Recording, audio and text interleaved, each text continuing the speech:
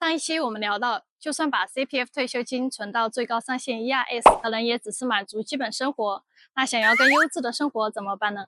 其实新加坡政府早就帮我们把退休生活打好了基础。一 Medishare Life 帮你承担大部分住院费用，退休金不容易被吃掉。二 CareShare Life 提供长期照护津贴，避免失能时拖累家人。三 DPS 基础人寿保障，关键时刻为家庭留下支持。四 CPF Life退休后的终身现金流，对抗长寿风险。五 SRS 退休辅助计划，享受税务优惠的同时，还可以补上养老金的缺口。六 CPFIS 让你的公积金动起来，有机会跑赢通胀。七 CPF 受益人提名，确保人离开后钱能够顺利留给你在意的人。这些制度构成了一个完整的保障、积累、增值、传承的财务规划体系。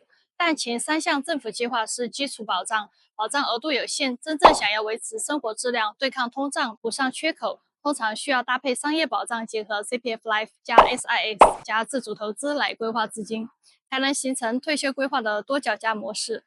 后面我还会继续讲讲 SRS 和 CPF 投资计划适合哪些人，又该怎么用。我是爱分享的阿莹，欢迎和我一起学习更多小知识。